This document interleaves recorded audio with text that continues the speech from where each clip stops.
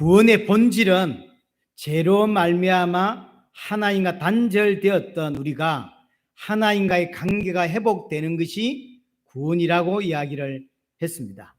원래 하나님과 우리의 관계는 창조주와 피조물의 관계, 주인과 종의 관계였습니다.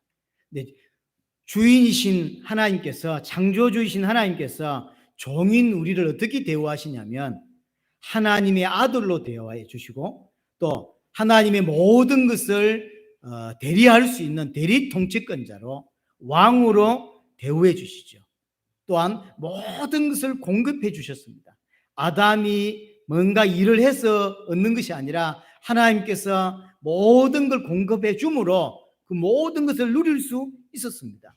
그래서 하나님과 관계가 분명히 창조주와 피조물의 관계지만, 그 창조주와 피조물 관계 속에서 하나님의 통치를 받으면 하나님의 모든 것을 누리는 아들로서, 대리 통치권자로서, 왕으로서 하나님이 주신 모든 것을 누리는 자로, 그 은혜를 알고 누리는 그 관계가 원래 하나님과 인간의 관계입니다. 하지만 죄로 말미암아 그 하나님 관계가 깨어졌고 모든 축복을 다 잃어버렸던 거죠. 구원이 뭐냐? 깨어진 하나님의 관계를 회복하고 다시 하나님의 통치 속에 들어가는 것입니다. 그게 구원입니다. 그래서 다시 하나님과 나의 관계가 창조주와 피조물의 관계, 주인과 종의 관계가 되는 거죠. 그래서 주인과 종의 관계가 회복되어서 통치를 받게 되는 것입니다. 그 통치 속에 있는 우리는 다시 하나님의 아들로 또 왕으로 대우해 주시는 것입니다. 그래서 100% 하나님의 통치 속에 있을 때만 누릴 수 있는 게 뭐냐면, 내가 하나님과 주인과 종의 관계라고 하는 이 관계가 회복되고, 그래서 그 통치 속에 있을 때만 하나님의 백성으로, 하나님의 아들로 왕의 대우를 받는 거예요. 하나님 밖에서는 절대로 그 대우를 받을 수가 없는 것이죠. 그래서 구원은 하나님과의 관계를 회복해서 하나님의 통치 속에 들어가는 것, 그것이 구원이고, 천국의 개념도 가는 천국이 있어요. 하지만 성경에서 우리에게 가르치는 천국의 개념은 장소적 개념이 아니라 통치적 개념을 더 훨씬 많이 이야기하고 있다는 걸 우리 놓치지 말아야 합니다. 자, 오늘은 특별 메시지 우리 5번째가 되겠죠. 5번째, 그럼 어떻게 구원을 받는가? 라는 이야기입니다. 구원을 오해하고 있다 보니까 구원받는 방법도 오해하는 경우들이 사실은 너무 많습니다.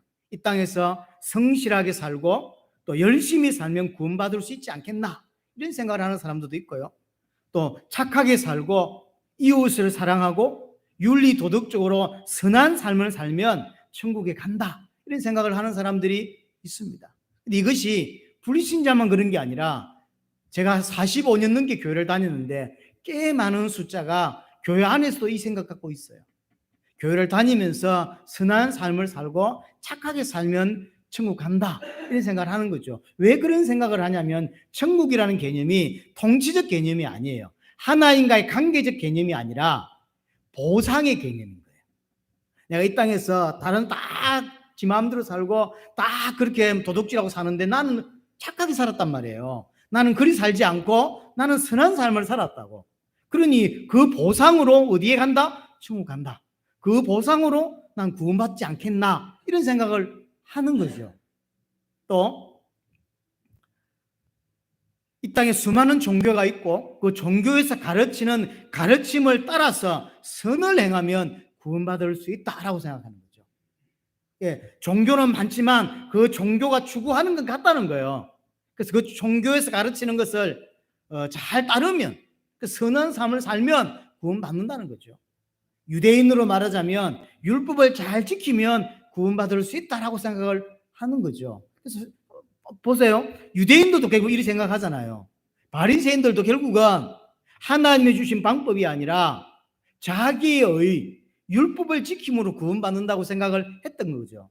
이것이 지금도 마찬가지라는 거죠. 교회 안에 많은 사람들이 그렇게 생각하는 거죠. 그러면 이제 한 가지, 이거 자세히 보면 선한 삶을 살아서 구원을 받든지 착하게 살아서 열심히 살아서 그 보상으로 구원받든지, 그들이 생각하는 구원의 기준이 뭐냐면 나입니다. 내가 구원의 기준이 결국 나한테 있는 거죠. 인간한테 있어요. 나의 행위, 나의 선한 행위, 나의 착한 행위, 이게 있는 거죠. 내가 선을 행하고 내가 덕을 쌓고 공덕을 쌓음으로 또는 율법을 지킴으로 구원이 결정된다라고 생각하는 거예요. 하나님이 구원을 주시는 것이 아니라 나의 행동에 의해서 구원이 결정된다라고 생각을 한단 말이에요. 그래서 덕을 쌓아야 된다. 그 공덕을 쌓는다. 천주교는 사실 여기 많이 빠져 있죠. 내가 행한 선, 그 공덕을 쌓음으로 구원받는다는 거죠. 심지어는 베드로나 마리아 같은 이런 사람들은 일반 사람보다 훨씬 공덕을 많이 쌓은 거죠. 그 사람의 공덕을 내가 빌려와서 나 또한 천국으로 갈 수 있는 이런 이상한 교리까지 만들어내는 거예요. 그게 전부 다 구원이 나에게 있는 거죠. 하나님에 의해서 결정되는 게 아니라 나에 의해서, 나의 행동에 의해서 구원이 결정된다라고 하는 거죠. 진짜 그러면 인간의 선한 행위나 인간의 어떤 행동으로 구원받을 수 있냔 말이에요. 없다는 거죠. 우리의 행동이나 우리의 선함을 가지고 절대로 구원받을 수 없다는 것입니다. 왜 구원받을 수 없습니까? 왜 내가 선한 행위를 통하여 구원받을 수 없냐는 거죠. 내가 행한 그 선한 행위는 인간들이 볼 때는 가치 있게 보입니다. 다른 사람을 살리기 위해서 희생하고 봉사하고 많은 배려를 하고 자기는 손해봄에도 불구하고, 그래서 그건 가치 있는 삶으로 보일 수 있어요. 하지만 그것이 하나님의 눈에도 그렇게 보일 수 있냐는 거예요. 나의 선한 행위가 하나님 보실 때도 선한 행위로 보일 수 있는가? 그것도 단순한 선한 행위가 아니라 구원을 이룰 만한, 구원을 받을 만한 선한 행위로 하나님께 보일 수 있는가라는 것입니다. 아니라는 거죠. 그래서 성경은 분명하게 인간의 행위나 노력이나 인간의 어떤 기준으로는 절대로 구원받을 수 없다라고 이야기를 하는 거예요. 그래서 사도행전 4장 12절에 말한 대로 천하 인간의 구원 얻을 만한 다른 이름을 우리에게 주신 적이 없다라고 하는 거죠. 그럼 왜 그럴까요? 왜 인간의 선한 행위로는 구원받을 수 없냐는 거죠. 구원이 필요한 인간의 상태가 하나님께 죄를 지어 하나님과 단절되어 있는 상태예요. 다시 말해서 하나님과 원수되어 있는 거거든요. 죄 때문에 우리가 다른 게 문제가 아니라 하나님께 죄를 지었어요. 하나님께 죄를 지어서 하나님과의 관계가 깨어져 있는 원수된 상태에 있다고. 구원이 뭐라고 말했냐면 하나님과의 관계를 회복하고 다시금 하나님의 통치를 받는 게 구원이라고 그랬는데, 관계가 회복되지 않은 상태에서 내가 하는 선한 행위가 구원받을 수 있냐는 거예요. 없어요. 그래서 관계 회복이 먼저입니다. 그러니까 죄 해결 없이 하나님께 죄 용서함을 받지 않은 상태에서 인간의 노력은 아무리 해도 소용이 없다는 거죠. 하나님께 죄를 지었기 때문에 하나님께 죄 용서를 받아야 돼요. 당사자에게 죄 용서를 받지 않았는데 내가 하는 행위가 뭔 의미가 있냔 말이에요. 그렇죠? 인간관계도 그때 똑같잖아요. 마찬가지예요. 하나님께 죄를 지어서 이 파탄이 났단 말이에요. 이 사단이 났다고. 그러면 하나님과 나의 관계 그 죄 문제를 해결해야 되고, 그래서 하나님께 죄 용서를 받아야 돼요. 그 죄 용서 받지 않았는데 죄 용서 안 받았는 나의 행한 행위가 무슨 의롭고 하나님 보실 때 선하겠냐고요. 관계 회복이 먼저입니다. 이런 거죠. 예를 들어서 제하고 아주 원수가 있다고 생각해요. 원수인데 그 집 아들이 이번에 서울대 가거나 엄청 큰 축하받을 만한 일을 했어. 그럼 그게 제게 기쁨이 될까요? 안 돼요. 그럼 걔가 서울대 갔거나 축복받을 만한 일을 했는데, 축하받을 만한 일을 했는데 왜 내한테는 그게 감동이 안 되죠? 관계 문제라니까요. 내 원수인데, 죽이고 싶은 내 원수인데 아들이 잘 됐대. 그러면 기쁜 게 아니요. 근데 그 축하해 줄 일이잖아요. 축하해 줄 일인데 나한테는 안 기뻐요. 왜냐하면 관계 문제거든. 하나님과 나의 관계가 그렇다고. 근데 관계는 회복하지 않고 내가 선한 일을 한다고 그 선한 것도 아닐 뿐더러, 하나님 앞에서 선한도 아닐 뿐더러 관계가 회복이 안 됐는데 하나님 보실 때 좋은 게 아닌 거죠.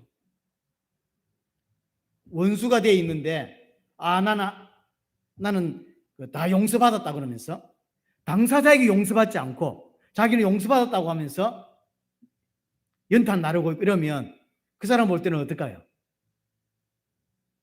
이게 말이 안 되는 거예요. 이게 인간적으로 제가 설명했지만 관계 회복이에요. 하나님과 원수되어 있는데 인간인 내가 그 죄 문제 해결 안 하고 내가 하는 행동이 의롭냐 이 말이에요. 그렇지가 않다는 거죠. 그래서 먼저 관계가 회복돼야 돼요. 하나님과의 관계가. 하나님께 제 용서를 받지 않은 상태에서 하는 모든 것들은 사실은 선이 하나님께는 아닌 거예요. 인간에게는 그게 선일 수 있지만 하나님께는 그게 선이 아닙니다. 마치 뭐와 같냐면 해적선에 탄 사람이 그 안에서 아무리 선하고 착하고 순종적이어도 결국은 해적질을 잘하게 하는 순종이고 착함이란 말이에요. 해적선에서 빠져나온 이후에 착해야 되고 해적선에 빠져나온 이후에 선한 행동을 해야 돼요. 하지만 해적선 안에 있는 자가 선하면 선할수록 착하면 착할수록 순종을 잘하면 잘할수록 결국은 도둑질하는 데 도움이 된다고. 그렇죠? 그래서 빠져나온 이후에 된다는 이야기죠. 그래서 본질적으로 하나님과의 관계가 회복되지 않은 상태에 사는 인간의 모든 행위는 깊이 생각해 보면 하나님을 대적하는 행위가 돼요. 내가 착한 행위, 선한 행위가 왜 하나님께 대적이 될까요? 하나님께서 우리를 용서하시고 구원하시기 위해서 다른 걸 준비하셨어요. 다른 이름을 준비했는데 그거 필요 없어. 난 내 선함으로, 내 율법 지킴으로 하나님만 난 구원받을 수 있어 라고 이야기한다면 어떨까요? 그게 자체가 벌써 하나님을 대적하는 행위예요. 하나님이 우리를 용서하시고 구원할 수 있는 방법을 준비해놨는데 그거 필요 없어. 내가 선한 행동을 해서 착함을 통하여 어떤 종교의 그 가르침을 통하여 내가 구원받을 수 있어 라고 하는 것은 하나님 필요 없고 하나님께서 주시는 그 방법 필요 없어. 내가 내 스스로 구원받을 수 있어 라고 하는 거잖아요. 하나님을 대적하는 거예요 사실은. 그래서 영적으로 눈을 떠서 깊이 보면 내가 하는 선한 행위가 또 종교적인 어떤 이런 것들이 율법이 전부 다 하나님을 대적하는 행위가 된다니까요. 몰라서 하는 소리예요. 또 하나, 왜 우리의 선한 행동이 또는 착함이 열심히 사는 것이 왜 하나님께는 선이 안 되고 우리가 구원받을 수 없냐? 에베소서 2장 1절에 보면 하나님께 단절된 우리의 모습을 죽었다라고 됐죠. 죄와 허물로 죽었던 너희를 그랬죠. 죽어 있어요. 죽어 있는 상태는 절대로 스스로 살아날 수 없는 상태입니다. 그렇죠. 죽어 있는 상태는 살아날 수도 없고 노력할 수도 없고 아무것도 할 수가 없는 상태예요. 내 행위로는 구원받을 수 없는 상태예요. 근데 죽어 있는데 자기가 하는 행동이 선하다고 생각하는 그렇지 않습니다. 영적으로 죽어 있다니까요. 죽어 있는 자의 행동은 하나님 앞에서 산 자의 행동이 아닌 거예요. 죽어 있는 거.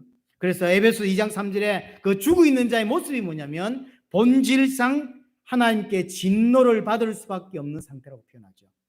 하나님께 진노를 받을 수밖에 없는 상태라고. 하나님과 원수되어 있다고. 이게 핵심이에요.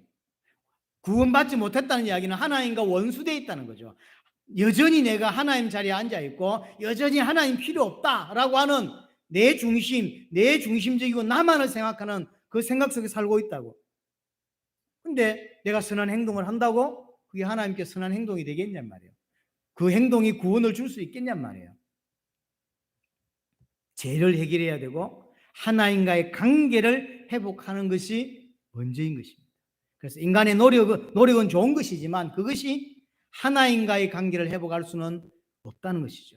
그래서 신약 성경에서 여러분들이 복음을 이해 못하면 가장 이해 안 되는 부분이 바리새인들을 향한 예수님의 모습들. 이해 안 돼요. 여러분들은 바리새인들을 잘 몰라서 그렇지 바리새인들은 정말 하나님을 향하여 목숨을 건 사람들입니다. 성경을 거의 외우고요. 그래서 철저하게 하나님의 말씀대로 살려고 정말로 노력했던 사람, 피눈물 날 만큼 노력했던 사람이 바리새인. 근데 그 바리새인들을 향하여 예수님은 독사의 자식들아 그러거든요. 한 번도 좋게 대우해 주신 적이 없어요. 왜 그럴까요? 왜 예수님은 바리새인들을 그렇게 욕을 하시고, 욕을 원래 잘하시는 분이 아니잖아요, 예수님은. 근데 바리새인들 향하여는 독사의 새끼들이라고 아주 강력하게 이야기했다고. 이유가 뭘까요? 그것은 내 의로, 내가 율법을 지킴으로 구원받을 수 있다라고 하는 생각 때문이에요. 이걸 로마서에서 바울은 뭐라고 표현하냐면, 하나님의 의를 짓밟아 버리고 자신의 의를 통하여 구원받겠다는 거예요. 그 행위가 얼마나 하나님을 대적하는 행위입니까? 하나님께서 우리에게 우리 스스로 구원받을 수 없는 줄 아시고 구원을 준비해 주셨어요. 그게 하나님의 의다라고 표현했다고. 그 하나님의 의를 짓밟아 버리고, 필요 없어, 하나님 방법 필요 없어, 하나님 은혜 필요 없어, 내 스스로 율법 지킴으로 내 스스로 선한 행위를 통하여 난 구원받을 수 있어 라고 생각한 거라고. 그래서 예수님이 그렇게 욕하는 거예요. 이런 사람들이 교회 안에 많습니다. 하나님의 의를 붙잡아야 되는데 붙잡지 않고 자기의 선한 행동으로, 자기의 공로로, 자기의 공덕을 쌓아서 구원받겠다는 거지. 의외로 기독교인 중에 이런 사람 많습니다. 반드시 구원받기 위해서는 내 죄 문제가 해결돼야 돼요. 문제는 인간 편에서는 이 문제를 해결할 수가 없다는 거예요. 인간 편에서는 이 죄를 해결할 수가 없습니다. 그래서 이 모든 것을 잘 아시는 하나님께서 우리에게 구원의 길을 열어주신 거예요. 구원의 길을 열어주지 않으면 우리는 구원받을 수 없는 것입니다. 그래서 구원은 전적으로 하나님의 은혜인 것입니다. 우리의 선한 행동이 아니라, 우리의 의가 아니라 하나님의 전적인 은혜라는 거죠. 그 구원의 길이 뭡니까? 메시아예요. 다른 말로 그리스도입니다. 죄로 하나님과 단절되어 있는 우리에게 하나님께서 메시아를 약속하셨습니다. 우리가 들고 있는 이 성경은 신구약으로 나누어져 있는데, 이 성경이 결국 하나의 이야기입니다. 메시아에 관한 이야기. 구약 성경은 한 가지죠. 메시아를 너희에게 보내서 내가 너희를 구원하겠다라고 하는 게 구약 성경. 왜냐? 왜 그래야 됩니까? 우리 스스로는 구원받을 수 없으니까. 그래서 하나님이 우리에게 구원을 약속하신 거예요. 누굴 통하여? 메시아를 통하여. 그럼 신약은 뭐냐면 그 약속된 메시아가 와서 그 약속대로 구원을 이루셨다라고 하는 거죠. 그리고 구원을 완성하기 위해서 다시 오실 것이다 라고 하는 게 신약 성경이에요.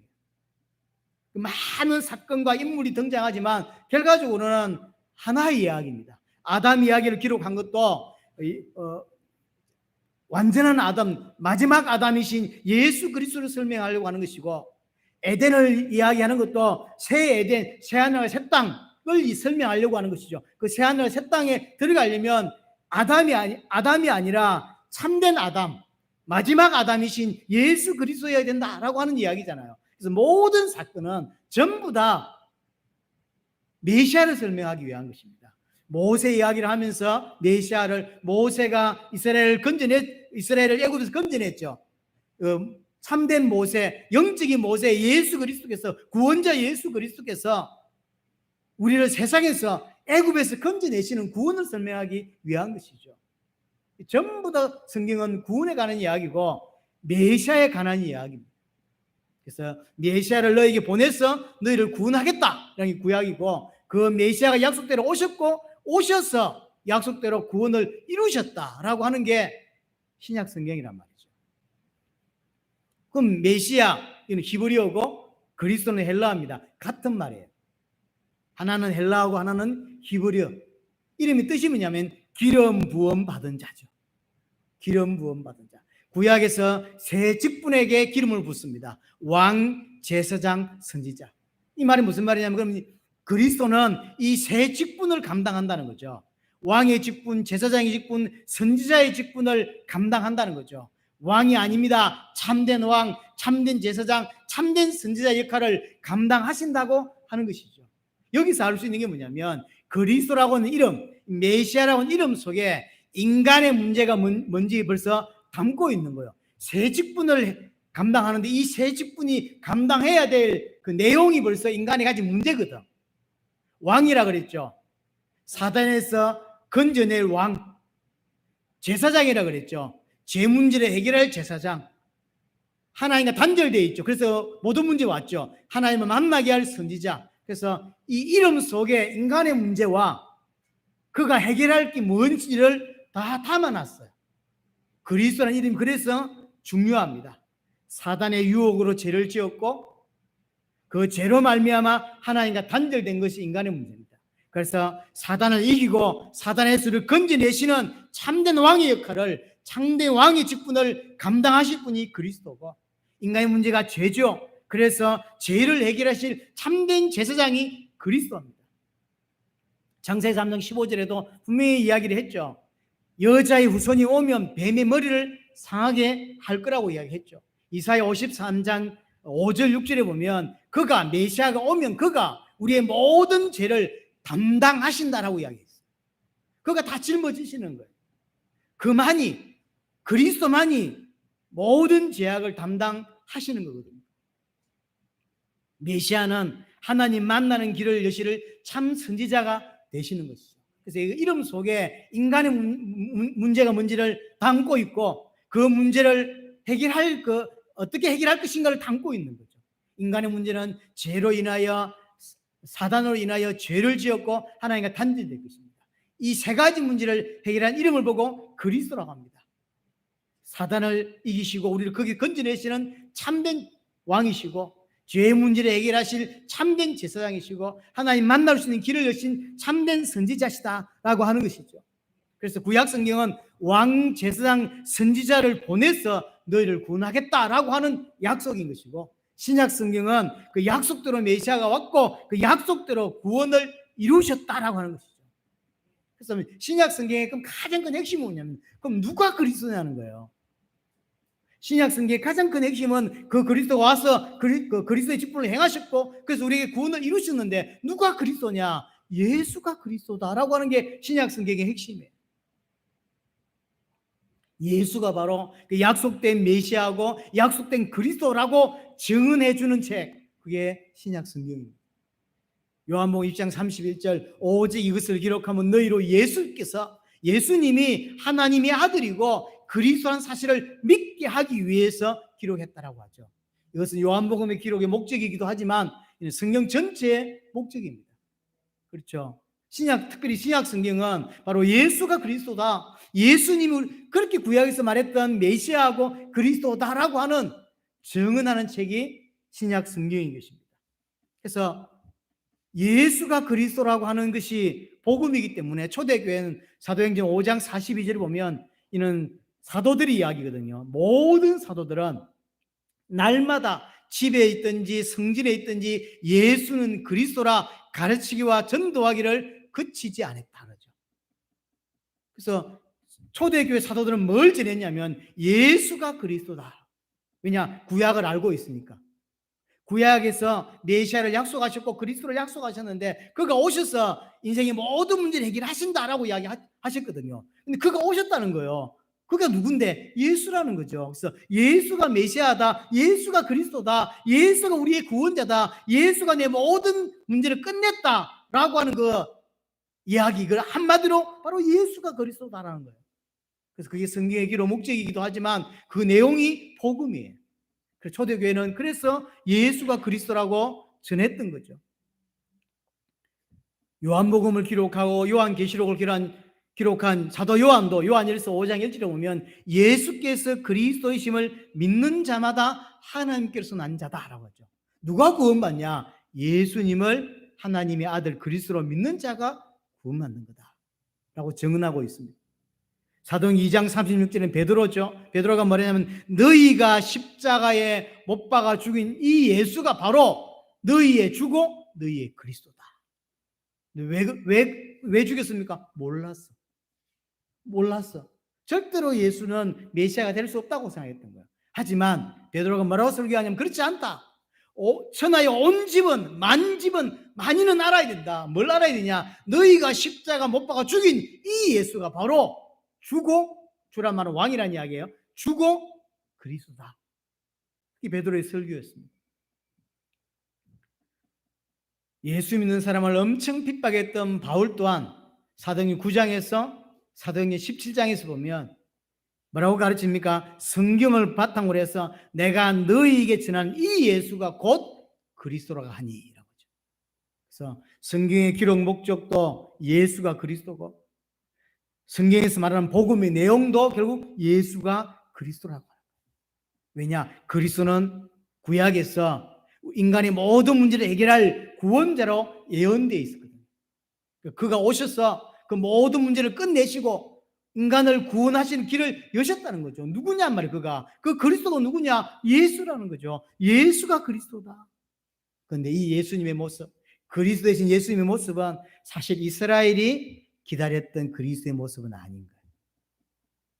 지난주에도 말씀드렸지만 사도행 6장에서 유대인들이 기다린 메시아는 자기들을 로마의 압제로부터 건져낼 다윗 같은 이런 정치적인 메시아, 정치적인 그리스도를 기다렸습니다. 너무나 힘든 삶을 살고 있었기 때문에 자기들의 배를 채워줄, 육신적으로 자기를 부강하게 만들고 부자 나라가 되게 만들고 잘 살 수 있게 만들 그런 경제적인 그리스도, 경제적인 왕을 기다렸던 거죠. 근데 예수님은 나는 그거 주러 온 게 아니다, 나는 생명의 떡을 주러 왔다라고 말하니까 다 떠났다 그랬죠.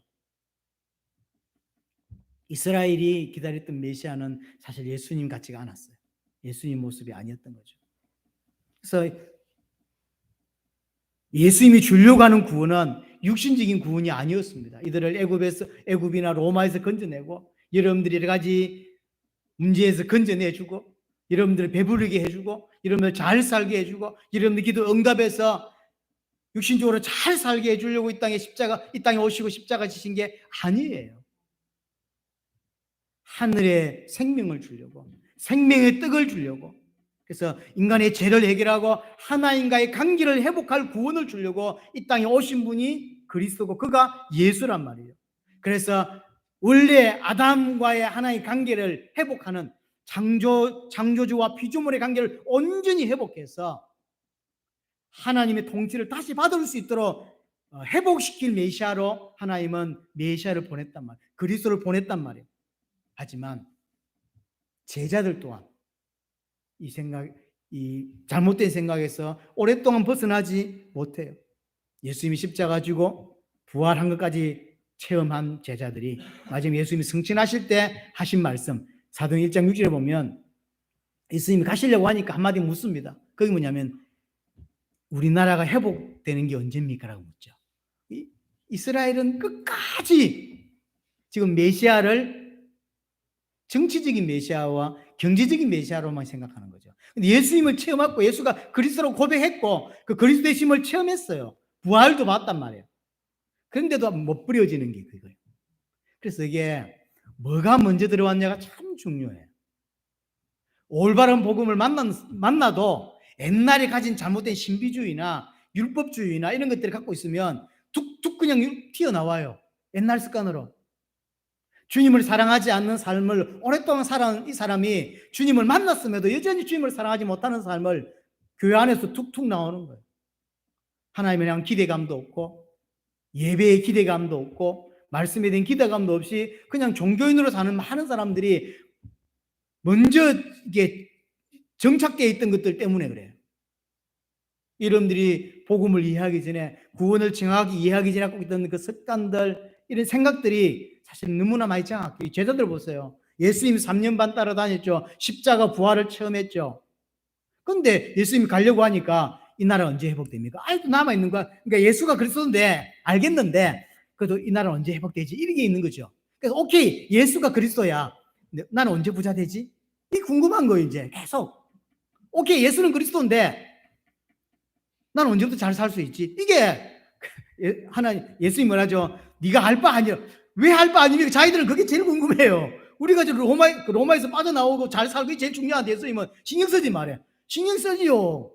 지금 배고프게 생겼는데 가난한데 지금 이거 평생 교회를 다니면서 이걸 못 바꾸네. 그래서 제자들마저도 메시아에 대한 개념과 구원에 관한 개념을 잘못 생각하고 있어요. 나중에 사도들이 결과적으로 분명히 예수님이 성령이 너에게 임하면 사마리아와 땅끝까지, 예루살렘, 사마리아 땅끝까지 내 증인이 될 거라고 했잖아요.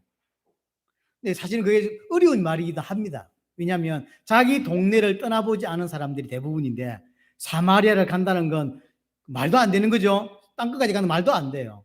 미국에 사는 사람 중에서 자기 주를 떠나지 못하는 사람이 거의 대부분이라거든요. 해외 여행에 가는 숫자가 얼마 안 된다고 합니다. 다른 나라를 가본 사람이. 지금도 그렇다고. 근데 2000년 전에 예수님께서 성령이 너에게 임하시면 너희가 권능을 받게 될 거고, 그럼 예루살렘과 사마리아 땅끝까지 내 정이 된다. 이 말이 일단 좋은 말이니까 아멘 하긴 했지만 그게 참 힘든 이야기죠. 그래서 사도들도 보세요. 나중에 베드로 빼놓고는 거의 대부분 예루살렘을 못 떠납니다. 이스라엘을 못 떠나요. 하나님의 뜻은 이스라엘을 벗어나는 거예요. 벗어나야 되잖아요. 세계복음 해야 되는데 못 가죠. 왜냐하면 그게 기본 생각이라. 여러분들이 복음을 이해하기 전에 갖고 있던 생각이나 잘못된 습관 이런 것들이 복음을 굉장히 막고 있어요. 그래서 하나님께 깊이 들어가고 말씀을 깊이 들어야 되는데 못 들어요. 못 들어. 내 자신의 상태를 정확하게 파악이 되어야 내가 노력을 할 수 있다고요. 내 모습을 보고 난 하나님 향한 열심이 없구나 이게 보여야, 내가 잘못됐다고 보여야 노력을 하든 하나님께 기도를 하든 엎드릴 건데 그건 괜찮다고 생각하는 거예요. 항상 예배에 늦게 왔는데도 괜찮다는 거 생각하는 거죠. 그런 사람 있잖아요. 항상 5분 늦게 오거든요. 그게 습관입니다. 습관이에요. 어떤 사람은 너무 일찍 오는 사람도 있잖아요. 그 습관이거든요. 예를 들어 좀 늦게 온다 생각이 들어야 10분 일찍 일어날 건데 그 생각을 안 하는 거예요. 나를 객관적으로 돌아볼 수 있어야 돼요. 하나님의 시선에서 나를 돌아볼 수 있어요. 돌아봐야 내가 어떤 신자인지, 내가 하나님께 어떤 자인지 답이 나온다. 하나님이 주려고 하는 구원과 이스라엘이 받고자 하는 구원이 달라요. 하나님 우리에게 생명의 떡을 주려고 오셨고 하나님과 관계를 회복해서 하나님의 통치를 받게 하려고 죄 짓기 전 아담의 상태로 회복시키려고 이 땅에 그리스도를 약속하셨고 그 그리스도가 예수로 오셨는데 여전히 예수가 그리스도라고 이야기하면서 딴 생각한다. 자, 왜 예수가 그리스도입니까? 그러면 어째서 예수가 그리스도입니까? 구약 성경에 하나님께서 메시아 그리스도를 많이 예언했죠. 일반적으로 신학들은 300가지라고 하지만 제가 가진 주석에 보면 박윤선 박사는 뭐라고 이야기했냐면 450가지라고 이야기해요. 직접적인 것은 300가지, 직접적이지 않은 간접적인 게 다 합치면 450가지. 구약 성경에 450가지 넘게 메시아에 대한 예언이 약속되어 있는 거예요. 그럼 누가 그리스도겠습니까? 누가 메시아겠습니까? 그 450가지 모든 예언을 전부 성취하신 분이 메시아인 거죠. 그가 그리스도인 거죠. 예를 들어서 다윗이 후손으로 오시고 베들레헴에 태어납니다. 다윗이 후손이면서 베들레헴에 태어난 사람은 많습니다. 그거는 흉내 낼 수 있죠. 흉내를 냈다기보다는 그런 사람은 많아요. 하지만 정말로 그리스도만 하실 수 있는 성취, 그게 뭡니까? 동정녀 탄생. 인간의 죄 문제를 해결하기 위해서 오셔야 되기 때문에 죄 없는 모습으로 오셔야 돼요. 인간은 인간이지만 죄가 없어야 돼요. 그래서 동정녀 탄생. 또 죄 없는 의인이 죄인을 위해서 죽으셔야 되거든요. 두 번째. 이걸 그냥 우리는 십자가로 이야기하지만 십자가에 죽은 사람은 많죠. 그 이야기 그거 말고 의인이면서 죄 없으면서 죄인을 위해 죽은 자 있어야 돼요. 두 번째죠. 세 번째, 부활. 이런 건 절대로 그리스도 아니면 흉내낼 수 없는 것입니다. 누가 그리스도겠습니까? 누가 이 땅에 오셔서 인간의 모든 문제를 직접 짊어지시고 직접 체휼하시고 그래서 사단과 죄와 하나님과 단절된 문제를 단번에 영원히 끝내신 그 그리스도가 누구냐 말이에요. 예수란 말이에요. 예수가 그리스도입니다. 예수만이 그리스도입니다. 자, 그러면 예수님이 어떻게 그리스도의 일을 완성하셨습니까? 그게 십자가와 부활입니다. 예수님께서 십자가와 부활로 사단과 죄와 하나님과 단절된 문제를 단번에 영원히 끝내신 것입니다. 히브리서 2장 14절에 보면 죽음을 통하여 죽음의 세력을 잡은 자 곧 마귀를 멸하셨다. 예수님께서 십자가와 부활을 통하여 사단을 멸하신 것입니다. 골로새서 1장 13절에 그가 우리를 흑암의 권세에서 건져내셨다. 예수님께서 십자가와 부활을 통하여 우리를 사단에서 건져내신 것입니다. 빌립보서 2장 6절 11절을 보면 예수님을 보고 뭐라고 표현하고 있냐면 하나님의 본체라고 표현해요. 하나님의 본체지만 자기를 비워 제 종의 형체를 가지셔서 온전히 죽기까지 복종하셨다라고 하죠. 그래서 참된 구원자 메시아는 왕이시지만 온전히 순종하는 왕입니다. 아담이 불순종했죠. 그래서 죄가 된 거죠. 죄를 지은 거예요. 하나님께서 아담 대신 아브라함을 부르지만 온전히 순종하지 못해요. 다시 이스라엘을 부르지만 온전히 순종하지 못해요. 그래서 진짜 이스라엘, 참 이스라엘 예수 그리스도를 이 땅에 보내신 것입니다. 그 예수 그리스도는 순종하는 자예요.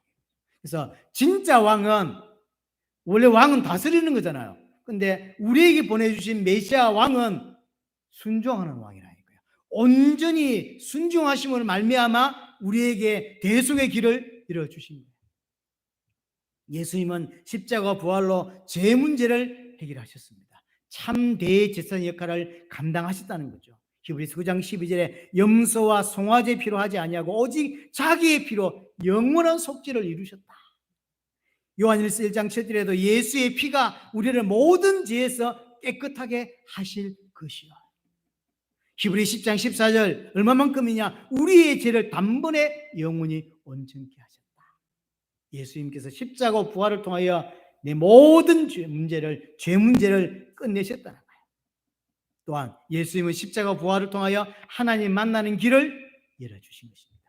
참 선지자의 역할을 감당하셨다는 거죠. 구약의 선지자는 하나님께 말씀을 받아서 그냥 말씀을 전달하는, 말씀을 선포하는 게 그냥 선지자였습니다. 하지만 예수님은 그렇지 않습니다. 예수님은 요한복음 1장 1절에 14절을 보시면 말씀이신 그분이 보이는 인간으로 오셨죠. 말씀 자체가 이 땅에 오신 거예요. 그래서 당신의 직접 하시는 말씀과 당신의 행동을 통하여 하나님 뜻이 뭔지를 선명하게 밝혀주셨죠. 이것이 구약 선지자들과 다른 모습입니다. 말씀이 육신이 되어 이 땅에 오셨던 거죠. 베드로전서 3장 18절에도 그리스도께서 단번에 죄를 위해 죽으심으로 우리를 하나님 앞으로 인도하셨다. 십자가 부활을 통하여 하나님께로 인도하셨다는 거죠. 관계를 회복할 수 있도록 만들어 주신 것입니다. 히브리 10장 19절 20절 예수의 피를 힘입어 성소에 들어갈 담력을 얻었다. 성소에 들어간다는 말은 하나님을 만난다는 거죠. 예수 그리스도의 보혈로만 하나님 만날 수 있는 길이 열리는 거예요. 그래서 오늘 우리가 읽었던 본문 요한복음 14장 6절 내가 곧 길이요 진리요 생명이니 나로 말미암지 않고는 아버지께로 올 자가 없느니라. 이 방법밖에는 없는 것입니다. 정리하자면 신약 성경은 예수님이 죄로 말미암아 하나님과 단절되어 죽어 있는 우리에게 오셔서, 인간에게 오셔서 죄와 하나님의 관계를 회복하고 구원의 길을 온전하게 이루어주신 그리스도다라고 하는 기록이 신약 성경입니다. 인간은 절대로 내 스스로 구원을 만들 수 없습니다. 구원받을 수 없습니다. 그래서 하나님께서 구원의 길을 열어주셨는데 그 이름이 그리스도고 그가 예수입니다. 어떻게 그 일을 행하셨습니까? 십자가와 부활을 통하여 그 모든 일을 이루셨다. 진짜 이루신 게 맞습니까? 히브리 10장에 말한 대로 단 한 번의 십자가 사건을 통하여 영원히 온전케 하셨다는 거죠. 그래서 예수님이 십자가 지기 직전에 다 이루었다라는 표현도 결국 그 이야기입니다. 자, 정리하자면 그럼 어떻게 구원받을 수 있는가? 예수님을 나의 그리스도로 믿을 때 구원받습니다. 하나님께서 그리스도를 통하여 구원의 길을 열어주셨는데 열어주셨다고 구원받는 게 아니잖아요. 열어주셨는데 그 그리스도를 나의 그리스도로 믿는 것입니다. 예수님께서 십자가 부활을 통하여 내 모든 죄와 그 죄로 인해 발생된 모든 것들을 다 해결하셨다고 믿을 때 우리는 구원을 받는 것입니다. 요한복음 3장 16절 하나님이 세상을 이처럼 사랑하사 독생자를 주셨으니 왜요? 이는 저를 믿는 자마다 영생을 얻게 하려 하십니다. 믿을 때 구원받습니다. 요한일서 5장 1절 예수께서 그리스도심을 믿는 자마다 하나님께로부터 난다라고 하죠. 예수님을 나의 그리스도로 내 모든 문제를 십자가에서 해결하셨다고, 또 그 증거로 부활하셨다고 믿을 때 구원받는 것입니다. 교회 다닐 때 구원받는 게 아닙니다. 그렇죠? 교회 다닐 때 구원받는 게 아니에요. 정말로 예수님을 나의 그리스도로 믿을 때, 나의 왕으로 믿을 때, 요한복음 1장 12절 영접하는 자, 곧 그 이름을 믿는 자들에게는 하나님의 자녀가 되는 권세를 주셨다. 정말로 예수님을 나의 그리스도로, 그가 십자가 부활을 통하여 모든 문제를 끝냈다라고 믿을 때 우리는 구원 얻게 되는 것입니다. 구원은 내 공로나 선한 행위나 인간의 노력으로 받을 수 있는 것이 아닙니다. 그리스도 되시는 예수님의 공로로, 그리스도 되시는 예수님의 은혜로만, 그것을 믿음으로만 구원을 받을 수 있다는 것이죠. 그래서 예수를 그리스도로 믿는 그 믿음으로만 구원받습니다. 이것이 유일한 구원의 길입니다. 구원의 유일한 길이라고 한 사실이죠. 요한복음 14장 6절 이야기했습니다. 예수 그리스도를 통해서만 하나님께 갈 수 있습니다. 사도행전 4장 12절 마지막으로 기억했으면 좋겠습니다. 다른 이로서는 구원을 얻을 수 있는 다른 길이 없습니다. 유일한 구원의 길입니다. 예수 그리스도만이 우리를 건질 수 있는 유일한 구원자입니다. 예수님만이 그리스도입니다. 예수님만이 그리스도 일을 행하셨습니다. 그렇죠? 그래서 예수 그리스도만 하나님이 베풀어 주신 유일한 구원의 길이라고 하는 사실, 이것을 믿을 때 구원받게 되는 것입니다. 이 구원의 은혜를 계속 더 깊이 누리는 여러분이 되시기를 바랍니다.